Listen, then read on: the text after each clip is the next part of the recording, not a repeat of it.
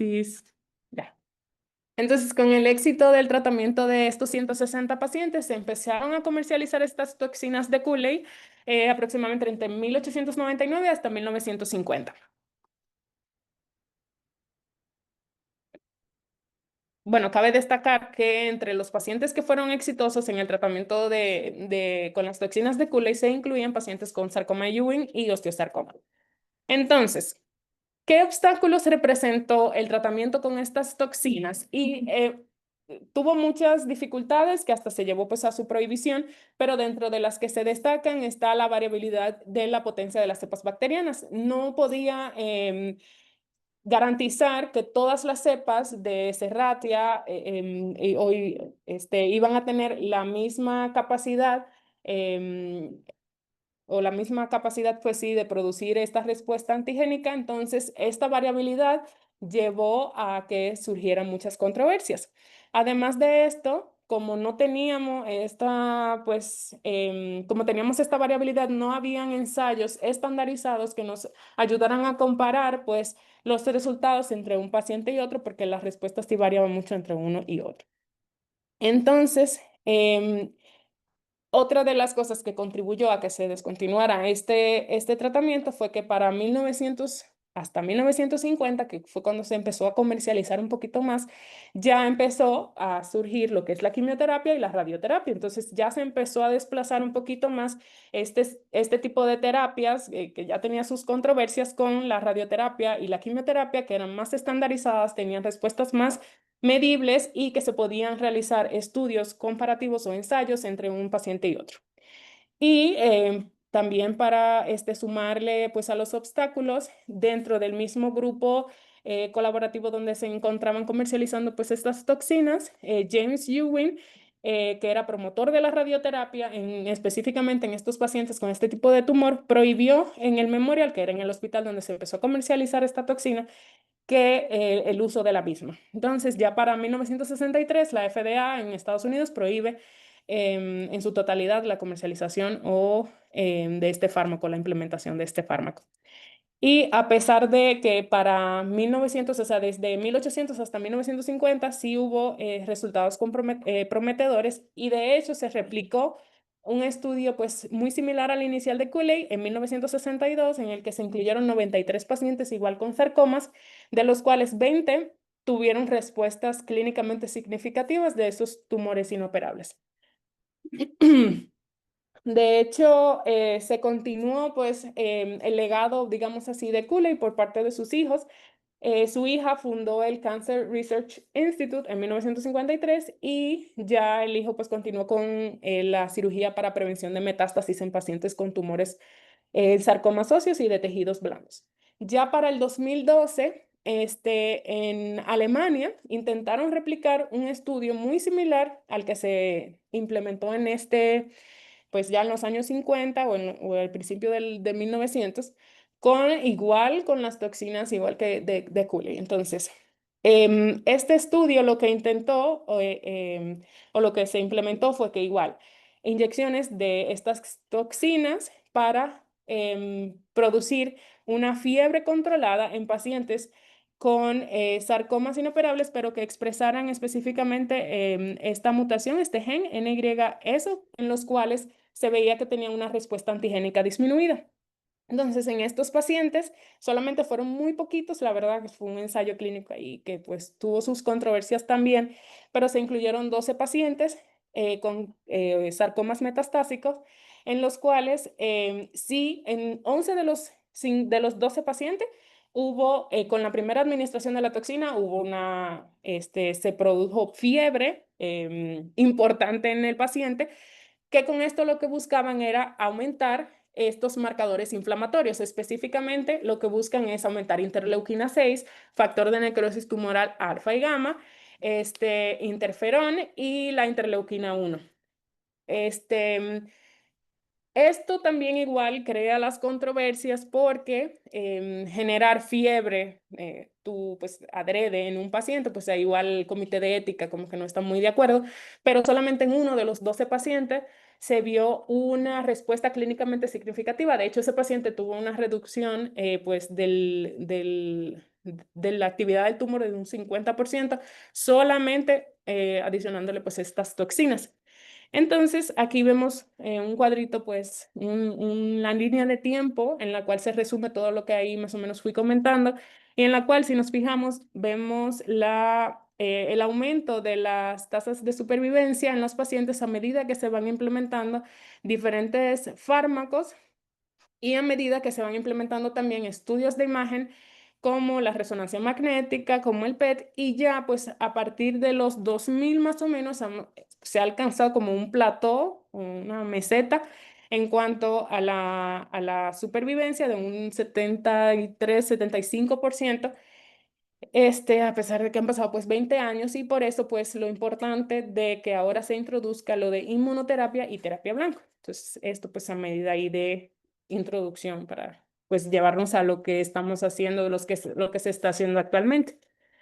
Entonces, en cuanto al estado actual del tratamiento en sarcoma de Ewing y osteosarcoma, tenemos que, pues, en cuanto a la supervivencia, como mencioné anteriormente, en el caso del sarcoma de Ewing localizado, tiene una supervivencia a 5 años, desde cuando se empezó a diagnosticar de un 10%, actualmente más o menos un 75%. Y en caso de osteosarcoma, tenemos una mejoría de un 20% de sus inicios aproximadamente a un 70% de lo que tenemos aquí ahora en la actualidad. Y en caso tanto de sarcoma de Ewing como en osteosarcoma, en casos metastásicos o en recurrentes progresión de la enfermedad, el 30% máximo sobrevive a los 5 años. Entonces, el esquema que tenemos actualmente o del tratamiento estándar consiste en una cirugía extensa en el que se remueva pues, el tumor primario, una quimioterapia intensiva y, en algunos casos, radioterapia. Sin embargo, este esquema de tratamiento se asocia pues, a ciertas secuelas, principalmente de las que se describen la discapacidad, la toxicidad severa o las neoplasias secundarias. Entonces, esto nos lleva a querer pues individualizar un poquito más el tratamiento en estos pacientes, principalmente en los pacientes de alto riesgo. Ahí vamos entonces con lo que es la inmunoterapia o la terapia dirigida que se puede implementar para estos pacientes. Vamos a ver un poquito más en cuanto a esto. Sin embargo, en el caso de estos tumores en particular, que son los que nos competen pues ahorita, tenemos ciertas limitaciones, principalmente en cuanto a las diferencias moleculares de uno y otro. En el caso del osteosarcoma, este es un tumor que tiene una alta inestabilidad genómica. A pesar de que tiene esta alta inestabilidad genómica o variación, no tiene una mutación conductora clara, es decir, no tenemos un target específico o pues todavía no se ha descubierto así como una mutación específica a la que se pueda generar una molécula que actúe específicamente en esta mutación. Sí, de todas formas, sí tiene ciertas mutaciones de genes de reparación del ADN que llevan a que los pacientes con osteosarcoma tengan cromoptisis o pues el daño o la ruptura de un brazo del cromosoma que se reordene ya con mutaciones o con una función alterada.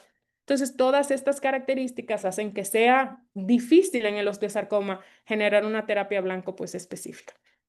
Y por otra parte, en el sarcoma de Ewing tenemos que sí tiene una mutación clave, que es pues a través de la translocación 1122, que nos da como el gen de fusión EWS-FLI1.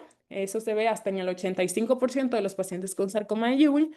Y a diferencia del osteosarcoma, tiene un genoma un poquito más estable. Sin embargo, a pesar de que tenemos esta fusión, este gen de fusión, no tiene una actividad enzimática que podamos bloquear directamente. Entonces, también generar una molécula que actúe sobre ese gen de fusión que no tiene una actividad enzimática, entonces también dificulta una terapia dirigida contra estos tumores.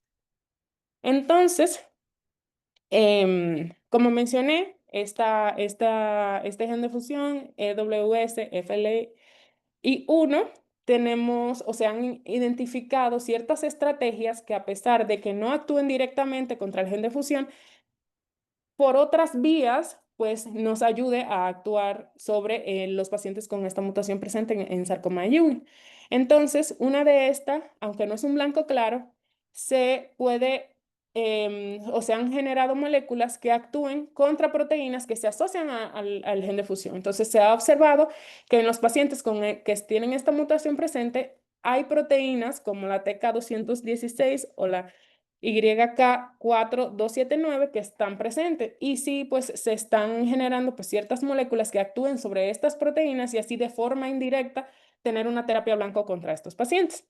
Otros son fármacos epigenéticos, que estos no actúan específicamente sobre estos genes de fusión, sin embargo, causan daño directo en el ADN y pues a través de esta, como son la trabectedina, actúan en estos pacientes con estos genes de fusión o inhibidores antiangiogénicos de algunos genes como el IGF-1R del MEC o TKIs. Estas son pues terapias igual que se están pues desarrollando o evaluando en cuanto a los pacientes con sarcoma de Ewing. Una de las terapias que también se mencionan en algunas fuentes son las terapias PARP o PARP viene por la enzima PARP, que es poli-ADP ribosa polimerasa. Esta lo que hace es que confiere una medida de escape en tumores o en pacientes que tengan mutación del gen BRCA. Entonces, estas dos moléculas que son el olaparib y el talazoparib se han utilizado principalmente en pacientes con cáncer de mama que tienen mutación en el BRCA y que tienen por actividad aumentada de esta enzima PARP. ¿Qué se ha visto en sarcoma de Ewing? Lo describen o también en osteosarcoma que tienen BRCA-NES, o sea, como una actividad similar a la que expresan los pacientes con mutación en el BRCA. Entonces, se ha implementado o se ha intentado utilizar terapias PARP como estas dos moléculas en pacientes con sarcoma Ewing y osteosarcoma. Sin embargo, los resultados no han sido prometedores porque por alguna razón que todavía pues, no se ha determinado, tienen una resistencia intrínseca a estos tumores a pesar de que tienen esta actividad similar a la de la mutación PARP. Entonces, como mencioné, los fundamentos de la inmunoterapia para estos pacientes se originan principalmente, que es lo que más describen, a las toxinas de Cooley.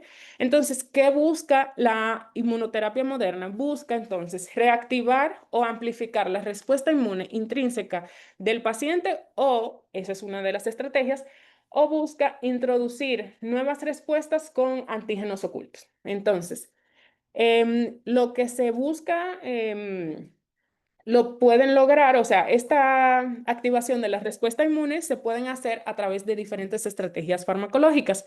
Una es a través de inhibidores de puntos de control, que pues esto lo vamos a mencionar un poquito más adelante. Otra es con virus oncolíticos y vacunas terapéuticas, que es muy similar a lo que se intentaba con las toxinas de Cooley, y terapias celulares adoptivas. Aquí pues menciona mucho T-CAR cells, la terapia con TCRs o la modificación de linfocitos T para que expresen un receptor específico en estos pacientes, o también las terapias con linfocitos infiltrantes tumorales o la modificación del linfocito infiltrante tumoral, pues ahí lo voy a describir un poquito más adelante. Entonces, igual, presentamos diferentes obstáculos que son los que hay que vencer para lograr una inmunoterapia adecuada en estos pacientes. Uno de los obstáculos principales es que se le describe al sarcoma de Ewing y al osteosarcoma como un tumor frío.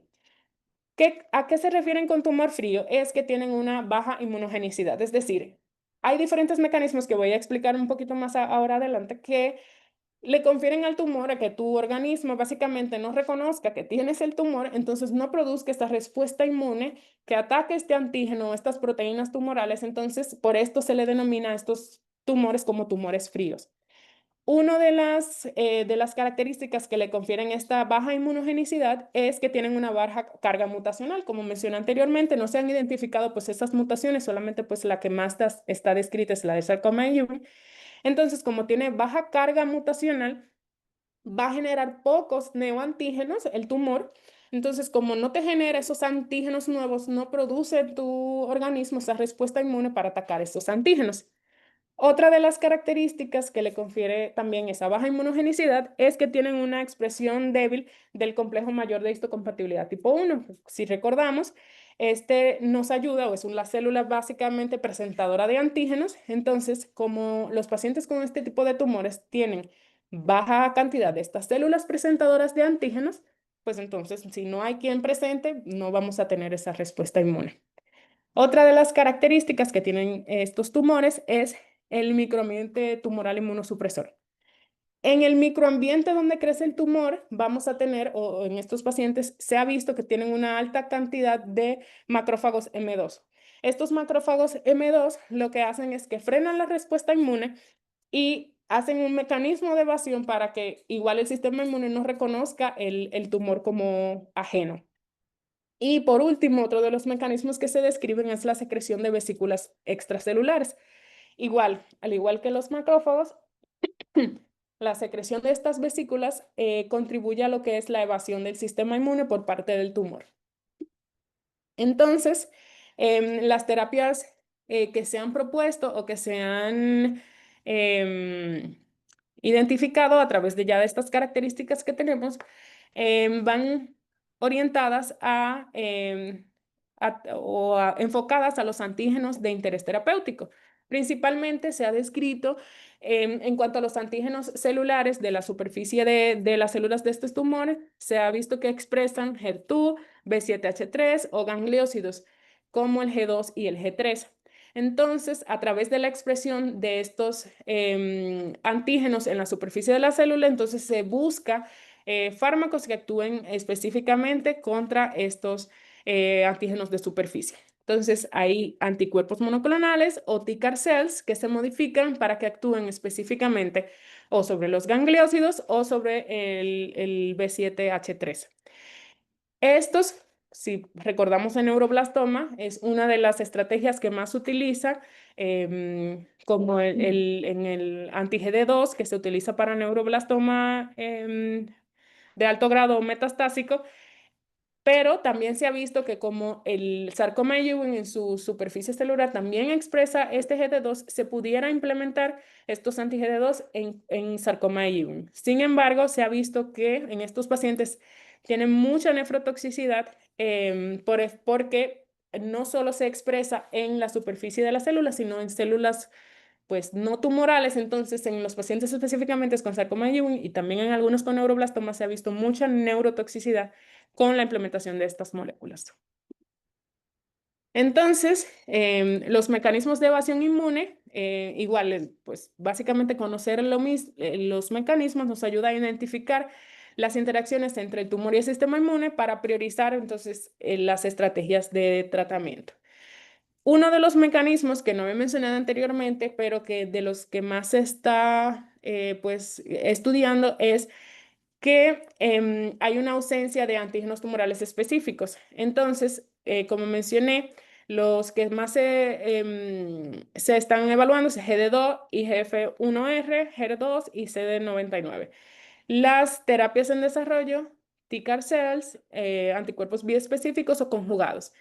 Y la toxicidad principal que se ha asociado a la misma es la toxicidad fuera de blanco. Y la baja expresión de MHC1, como mencioné, hace que no haya tanta presentación de estos antígenos a los linfocitos de CD8. Entonces, este, buscar otras estrategias para vencer esta evasión inmune en estos tipos de sarcoma la han orientado principalmente a buscar en intrones o en regiones que no codifican DNA, neoantígenos que no se habían descrito anteriormente. Entonces, principalmente esto se ha descrito en sarcomas pediátricos que tengan translocaciones cromosómicas recurrentes y que expresen fusiones génicas. Entonces, por eso en sarcoma Ewing, que tiene la fusión EWS-FL1, esto va a activar transcripción de genes silentes que va a generar neopéptidos inmunógenos que son los que van a servir de blanco. Entonces, pues básicamente, pues mencionando un poquito más de lo que se mencionaba del MH1 que está disminuido en los sarcomas pediátricos, como esta disminución es uno de los principales mecanismos que este tienen. Las estrategias para inducir más complejo mayor de histocompatibilidad son de las principales que se están utilizando actualmente. Se dice que hasta el 80% de los sarcomas de Ewing primario y metastásico presentan baja expresión de MHC1 y hasta el 88% de los osteosarcomas primarios y metastásicos. Entonces, se ve que está directamente relacionado una pobre infiltración de linfocitos TCD8 con una menor supervivencia en estos pacientes. Entonces, ¿qué se busca? Activar rutas inflamatorias en estos pacientes y elevar estos mediadores inflamatorios a través de viroterapia, de irradiación, de hipertermia, de todas estas terapias alternativas que nos generen esta respuesta inflamatoria en el paciente. Entonces, otro de los mecanismos igual que se están utilizando como blanco en estos pacientes es a través de las proteínas de muerte celular programada, que se le conocen como PD-1 o su ligando, que es el PDL1. Entonces, esto es básicamente, se ha visto que estas proteínas de muerte celular programada, como su nombre lo indica, nos ayudan a mantener un control en los crecimientos anormales celulares. Se ha visto que tiene una expresión limitada en los sarcomas pediátricos. Entonces, el conjunto de PD1 y PDL1 está presente aproximadamente en el 20% de los sarcomas de Ewing y en osteosarcomas. Estos están expresados principalmente en macrófagos del microambiente tumoral, no en las células tumorales per se. Y se ha visto que tiene una baja expresión también en células T que infiltran el tumor, por esto tienen una baja respuesta, a pesar de que se utilicen anti-PD1 en estos pacientes, tienen una baja respuesta ante esta terapia porque están expresados también en las células T que infiltran el tumor. Entonces, se ha visto que hay una excepción. Aproximadamente en el 10% de los tumores de osteosarcoma que post tratamiento presentan una infiltración inmune comparable con el cáncer de pulmón y el renal, se ve un beneficio clínico con anti-PD1, solamente en este grupo de pacientes. Entonces, como mencioné, el entorno en el que crece el tumor o el microambiente tumoral tiene ciertas características que son las que limitan que lleguen linfocitos T a activar la respuesta inmune y atacar o crear esta respuesta inmunógena con el tumor. Entonces, se ha visto que la presencia de linfocitos TCD8 que infiltran el tumor está disminuida en los pacientes. Este es otro de los mecanismos que dificulta la terapia, pues, en estos pacientes. En el sarcoma Ewing, el porcentaje que se estima de linfocitos T infiltrantes del tumor es de un 12 a un 38%. Y en el osteosarcoma presenta más infiltración por estos linfocitos hasta un 68%. Sin embargo, se le dice que estos linfocitos T están agotados o de una función limitada. Entonces, ¿cuál es el impacto clínico de que tengan pocos linfocitos TCD8 en el tumor? Que estos no confieren un mal pronóstico y se relaciona con el riesgo de metástasis que tengan pues menos cantidad de linfocitos TCD8 en el microambiente tumoral. Y entonces esto se está intentando atacar a través de diferentes quimiosinas o fármacos que estimulan estas quimiosinas, como son las CXCL9 y 10. Entonces, estos fármacos lo que hacen es que atraen linfocitos TCD8 a este microambiente tumoral, entonces pues ahí se contrarresta un poquito este mecanismo.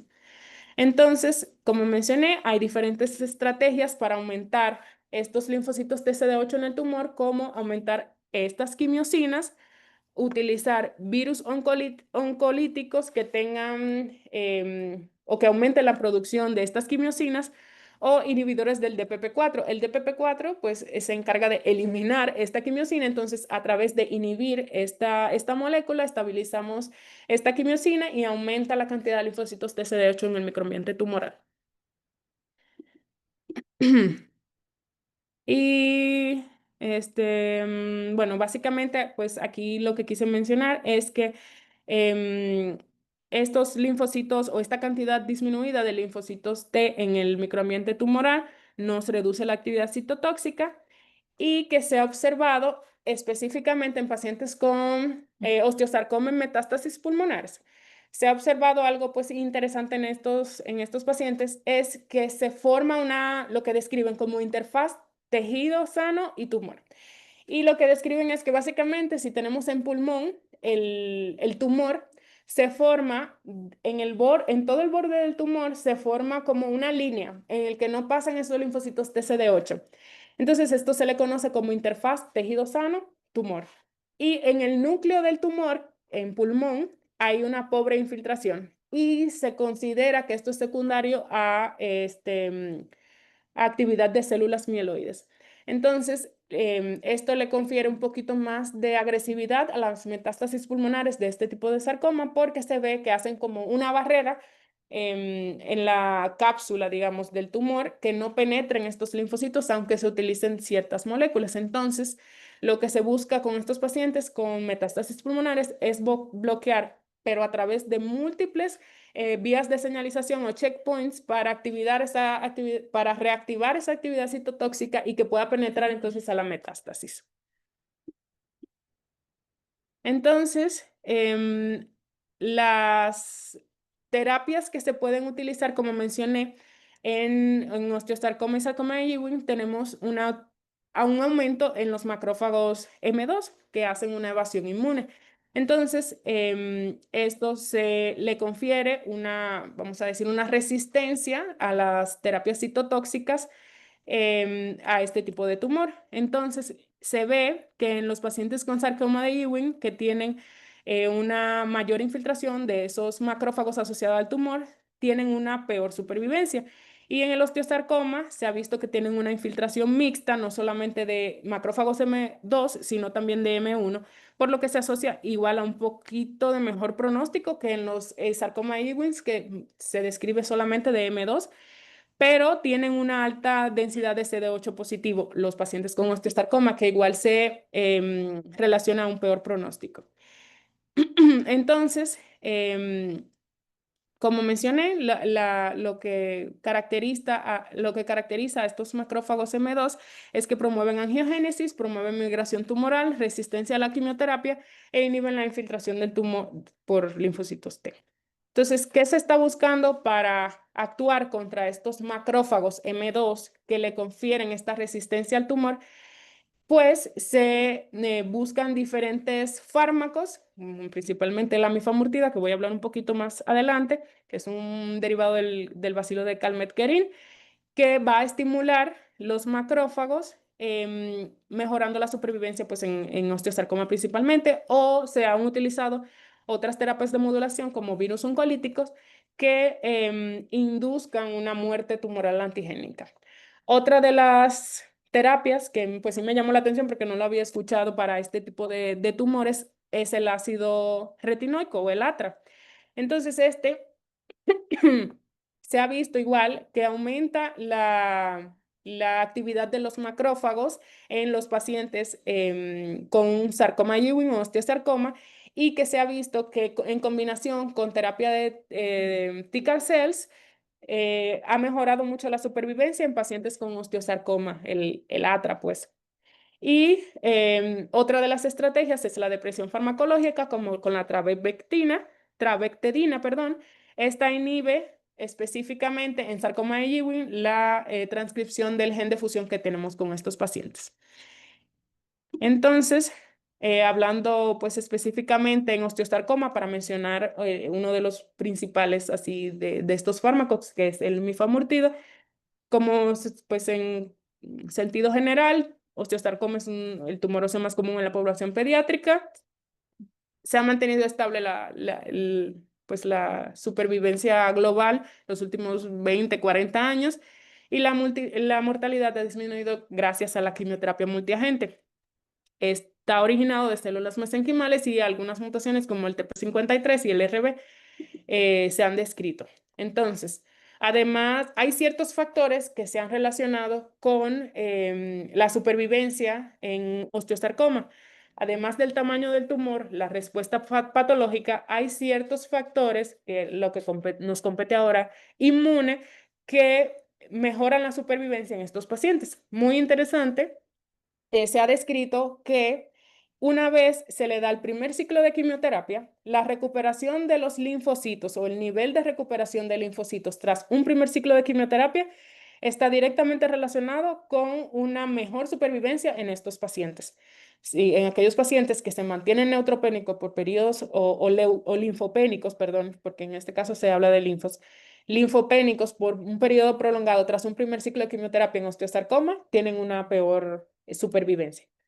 Y también, de manera interesante, que también me resulta interesante, pacientes que se documenta una infección profunda post cirugía en el primer año, mostraron una mejor supervivencia que los que no tuvieron esta infección. Y esto igual se relaciona a todo lo que hemos venido hablando de la activación inmune a través del proceso infeccioso que probablemente le confiera mayores mecanismos para atacar el tumor a través de este proceso infeccioso que se le desarrolla al paciente. Entonces, en este estudio que vemos aquí que se realiza en Estados Unidos, lo que quiso fue identificar los factores pronósticos al diagnóstico y detectar los genes que se asociaban a una mala respuesta al tratamiento y buscar blancos terapéuticos en osteosarcoma. Se incluyeron 30 pacientes pediátricos con diagnóstico de osteosarcoma, 15 con una baja respuesta o con un UVOS 1 o 2 y 15 con UVOS 3, 4. Lo que se vio en estos pacientes es que se identificaron aproximadamente 910 genes de expresión diferencial según la necrosis inducida por la quimioterapia y de los cuales 104 de estos genes mostraron un incremento con la promoción osteoclástica, la resorción ósea, la migración celular y la disminución de los genes que regulan la motilidad. Entonces, se vio que en aquellos pacientes que eran UVOS 1 o 2, es decir, con una mala respuesta, tenían una disminución de la osteoprogesterina. Esto lo que hace es que inhibe la osteoclastogénesis, la formación de osteoclastos. Gracias. Gracias. Entonces, tenemos que en estos pacientes con mala respuesta también se vio que tienen un aumento en los genes de resorción ósea y de diferenciación como la anexina 2, SMAD y pues estos genes. Y también tienen un aumento en los genes de remodelado de la matriz extracelular. Entonces, se observó que en estos pacientes, como mencioné, las infecciones posoperatorias tienen una mayor supervivencia y que la activación inmune por lipopolisacáridos suprime la progresión. Esto principalmente en modelos murínicos. Entonces, aquí, a través de todos estos estudios, pues es que se llega a lo del mifamurtide para activar la inmunidad innata. El mifamurtide o muramil tripéptido fosfatidil etanolamina,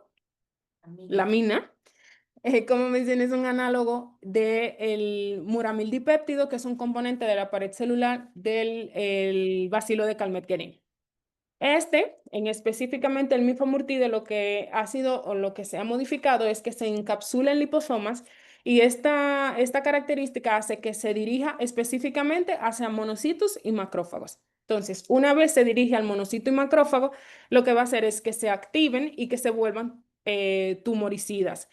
Esto principalmente se demostró en modelos de roedor y en perritos con osteosarcomas espontáneos.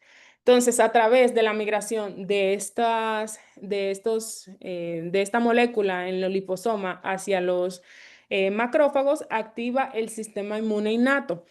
Entonces, esto reconoce los diferentes patrones y así nos ayuda a atacar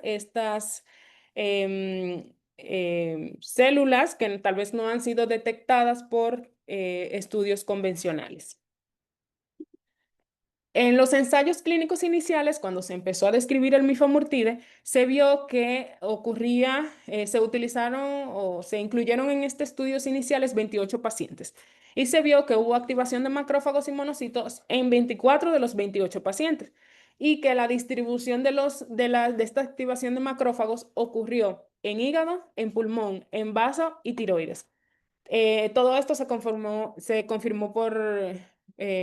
por Tecnesio 99.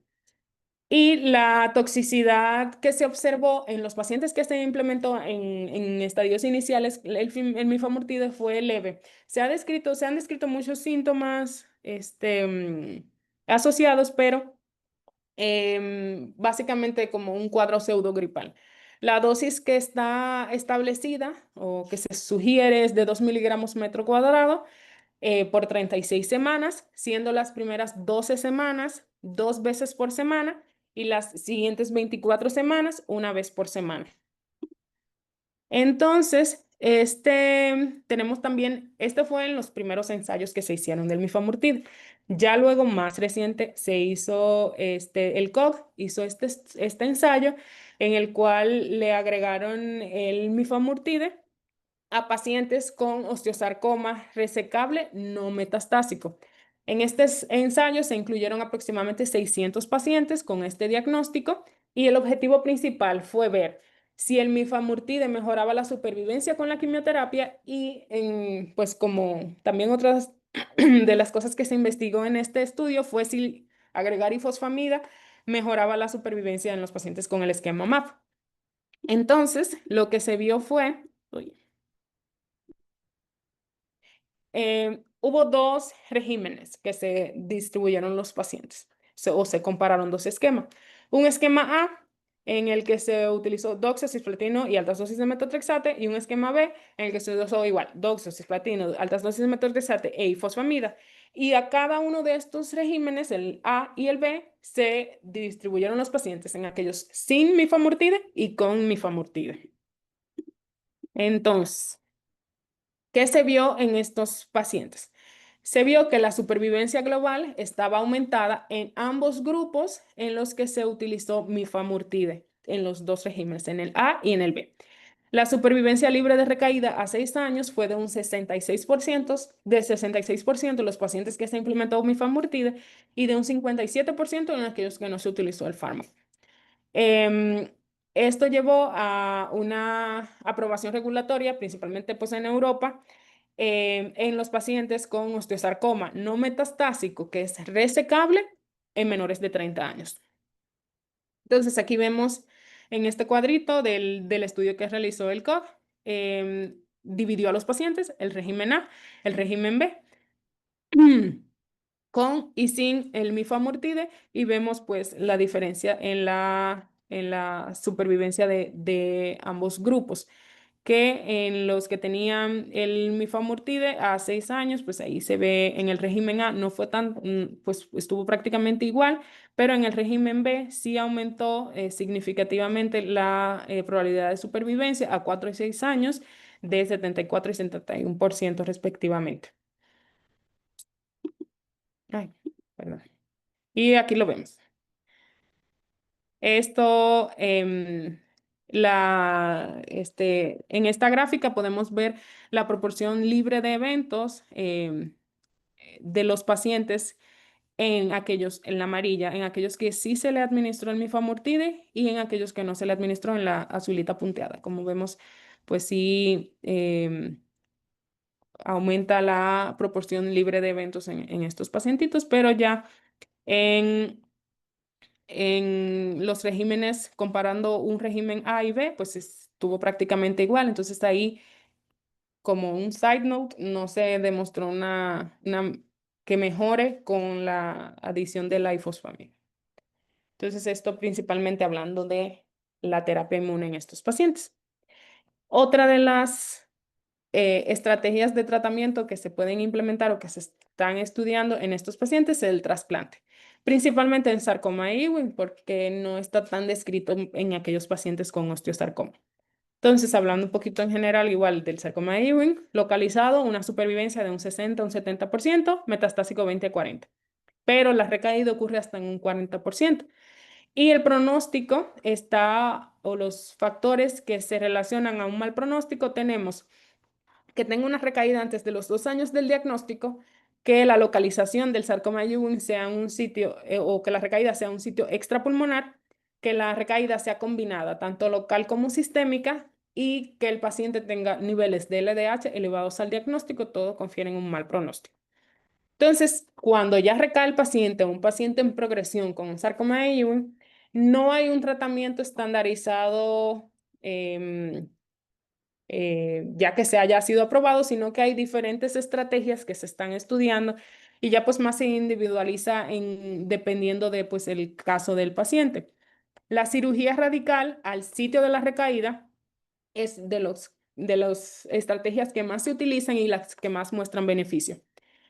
Otras pues tenemos la quimioterapia de rescate. La quimioterapia de rescate en sarcoma de Ewing en recaída muestra una tasa de respuesta muy variable, que va desde un 30 hasta un 68%, y esto se relaciona mucho con los factores que mencioné al principio que son de mal pronóstico. La supervivencia libre de eventos en un paciente con recaída va de un 22 a un 26% de 10 meses a 2 años, es decir, es un pronóstico pues malo. Y la supervivencia global de 1 a 2 años hasta un 60%, pero ya cuando nos vamos a 5 años en el paciente recaído, baja hasta un 20% la supervivencia global. Entonces, de ahí se ha pues estudiado una de las estrategias que es el trasplante autólogo de células hematopoyéticas.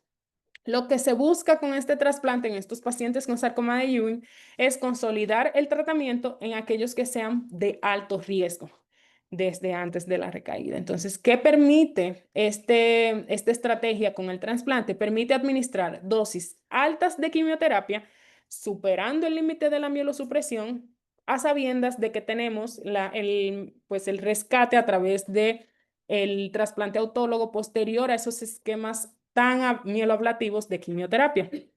Como sabemos, estos tumores, el sarcoma de Ewing específicamente, son muy sensibles a la quimio y radio. Sin embargo, son muy lábiles a las reducciones o a los cambios de dosis o de temporalidad, y esto le confiere pues un mal pronóstico. Entonces, disminuye drásticamente la eficacia, la variación de las dosis en estos pacientes. Entonces, de ahí, pues apoyarse de la estrategia de dosis bien altas de quimioterapia con una consolidación con un trasplante autólogo.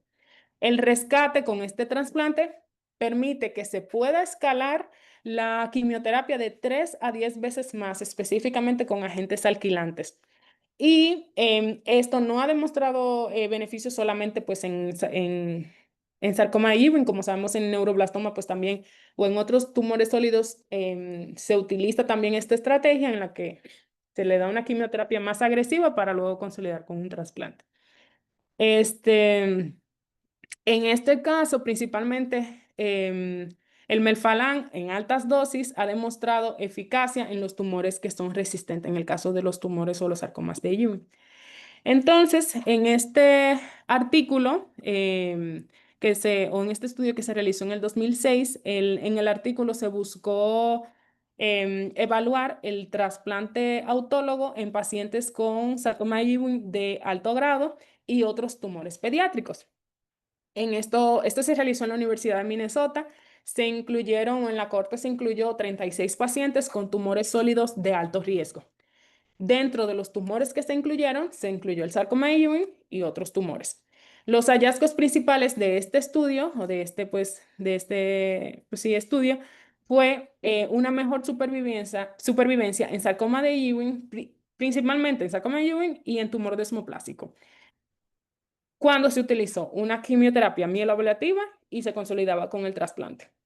Pero, a diferencia de esta respuesta prometedora que tuvo estos dos tipos de tumores, en otros tipos de tumores la respuesta fue nula o muy poco eficaz.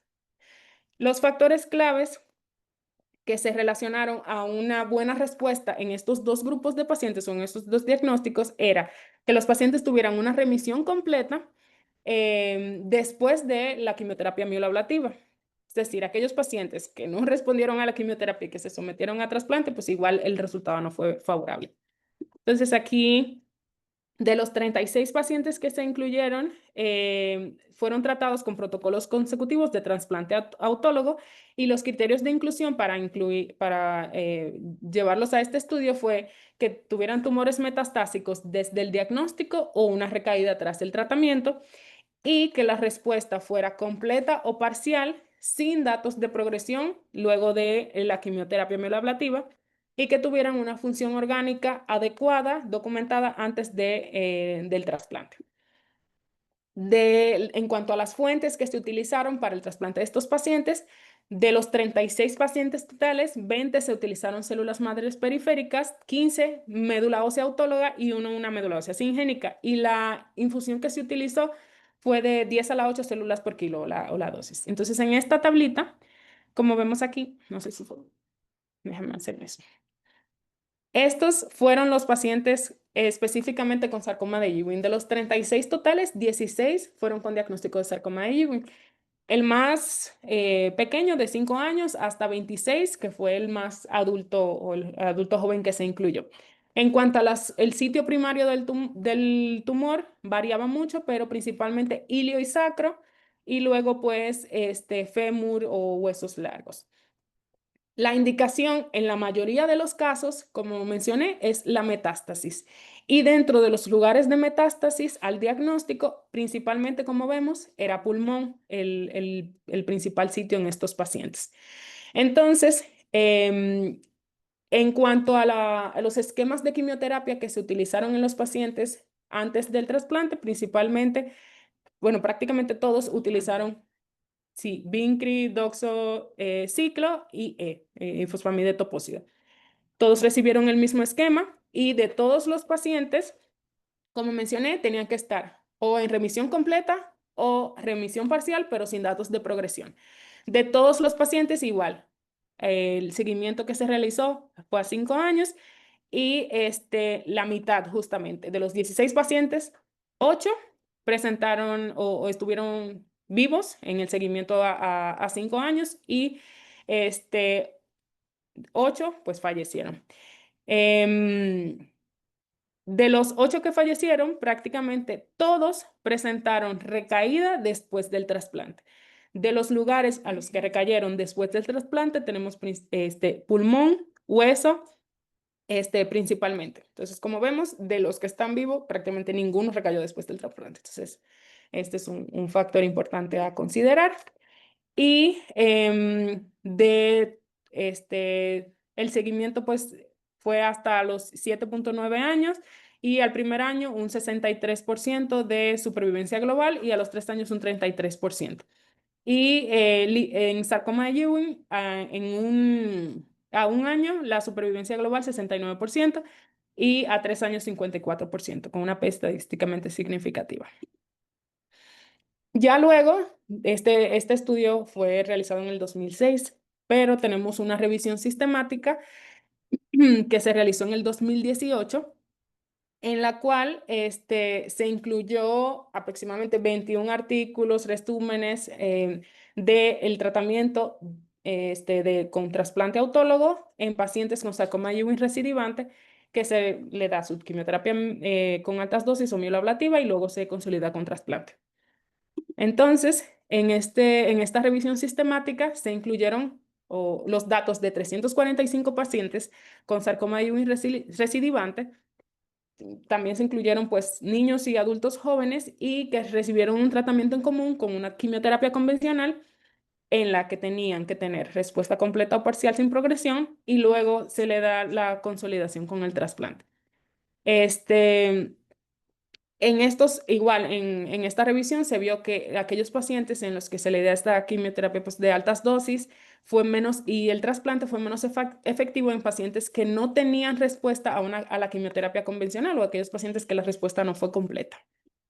Entonces, ¿qué vieron en este artículo de revisión?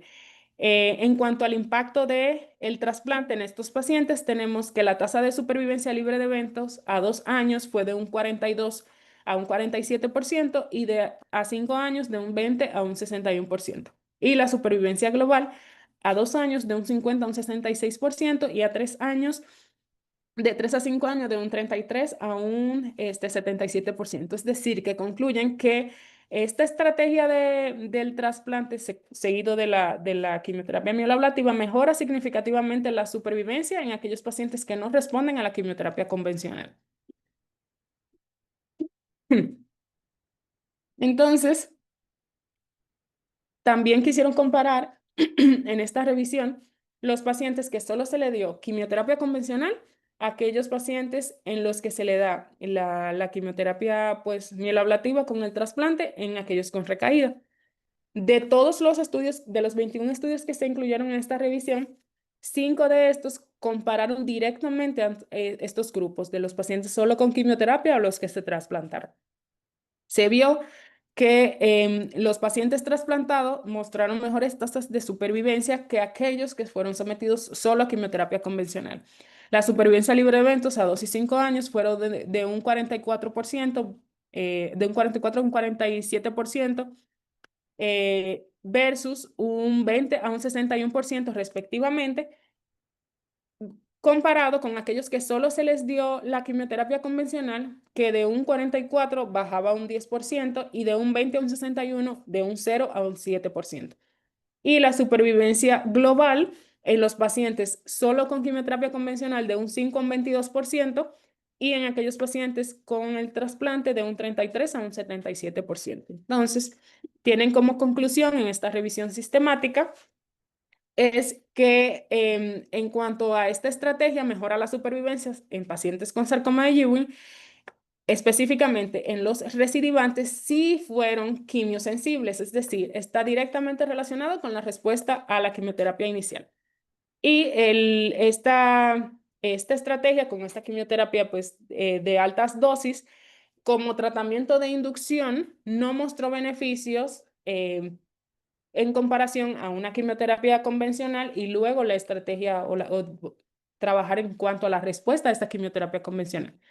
Sin embargo, el estudio estuvo limitado debido a que la mayoría o fueron estudios retrospectivos, que hubo un sesgo de selección, fue básicamente, este estudio, y hubo mucha heterogeneidad entre los regímenes que se usaron entre un estudio y otro, los tipos de recaída, el seguimiento que se le dio y el criterio de inclusión. No fue muy homogéneo, entonces por esto se necesitan como que ya estudios más prospectivos y aislados y directos para comparar este tipo de estrategia. Y ujú, radioterapia. Muy bien. Ujú, El viernes viene Tony a las 8, entonces para que tengan todo listo. ujú. Y no sé si quieran el viernes en la tarde terminamos tu clase, en la tarde como andan el tiempo. Normal les falta la segunda clase del norte. Ujú. ¿Hoy? ¿Va a ser? Sí. Lo que pasa es que hoy no puedo quedarme. ¿Verdad? En el trabajo. Entonces, con ella se quedarían para terminar lo que es con ella. Ujú. Y el viernes con Toño, y si podemos el viernes en la tarde terminamos. Muy Si bien. acabamos más temprano, igual me dicen el guío. Yo no me Ok. Si es que termina el doctor Toño y podríamos empatar. Si es No, que- porque acabamos con el Ok. Sería 12:30, una. de Mojaja. Sí, que vamos con una. ¿Cómo estamos con el Para el San ¿Ok? ¿Dónde se Muy bien.